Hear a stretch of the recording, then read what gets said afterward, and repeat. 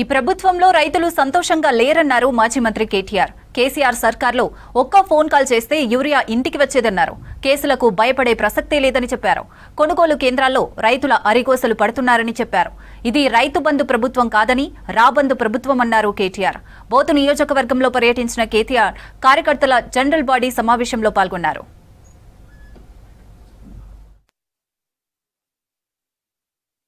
ఇయాల రేవంత్ రెడ్డి తీసుకున్న నిర్ణయం మొత్తం రైతాంగానికి ఒక శాపం.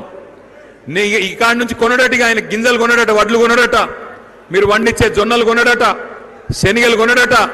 మోడీ ఎంత కొనమంటే గంతే కొంటాడట, మీదికెళ్ళి కొనడట.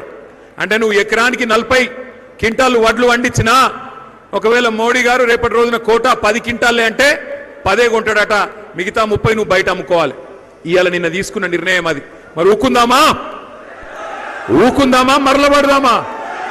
నేను ఇప్పుడు పున్న గ్రామంలో కూడా చెప్పినా, మీకు కూడా చెప్తున్నా, రైతులను చూస్తున్నా నేను కొనుగోలు కేంద్రాలలో కాళ్ళు పట్టుకుంటూ రూపాయి ఆఫీసర్లే, అయ్యా కొనండి అయ్యా అని. నువ్వు చెప్పిన బోనస్ ఎక్కడ పోయింది అని అడగండి, నువ్వు చెప్పిన కొనుగోలు కేంద్రాలు ఎక్కడ పోయినాయి అని అడగండి. నీ వల్ల, నీ ప్రభుత్వ అసమర్థత వల్ల రైతులు ఆత్మహత్య చేసుకునే పరిస్థితి ఎందుకు వచ్చిందని అడగండి.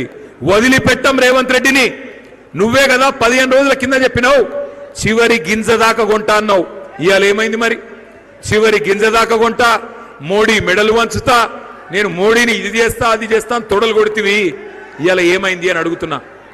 కాంగ్రెస్ కు 8 మంది ఎంపీలు ఉన్నారు. మీ ఆదిలాబాద్ లో కూడా బీజేపీ ఎంపీ ఉన్నాడు.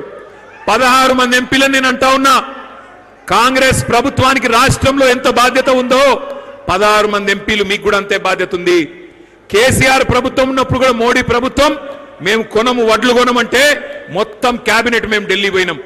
కేసీఆర్ సార్తో సహా మంత్రులు, ఎమ్మెల్యేలు, ఎమ్మెల్సీలు, ఎంపీలు అందరం ఢిల్లీ పోయి ధర్నా చేసి ప్రభుత్వం మెడలు వంచి కొనేటట్టు చేసి వచ్చిన నాయకుడు మగాడు మనగాడు మన నాయకుడు కేసీఆర్. ఇవాళ ఉన్న ఎంపీలు 8 మంది కాంగ్రెస్ వాళ్ళు, 8 మంది బీజేపీ వాళ్ళు. మీకు కూడా జిమ్మేదారు ఉన్నది. రేవంత్ రెడ్డి తప్పించుకుంటా అంటే ఆయనని ఇడిచిపెట్టాం, ఎంపీలను కూడా ఇడిచిపెట్టాం. మీరు గెలిపించింది ఆదిలాబాద్ ప్రజలు. బీజేపీ ఎంపీని ఇక్కడ తప్పకుండా నిలదీయాలి, అడగాలి. ఏమయ్యా కొనడట మోడీ, ఎందుకు కొన్నాడు రేవంత్ రెడ్డి వడ్లు, ఎందుకు కొన్నాడు జొన్నలు, ఎందుకు కొన్నాడు కందులు, ఎందుకు కొన్నాడు సోయా? కేసీఆర్ ఉన్నప్పుడు కొన్నాడు ఎట్లా, ఇప్పుడు కొన్నాడు ఎట్లా అని గట్టిగా నిలదీయాల్సిన బాధ్యత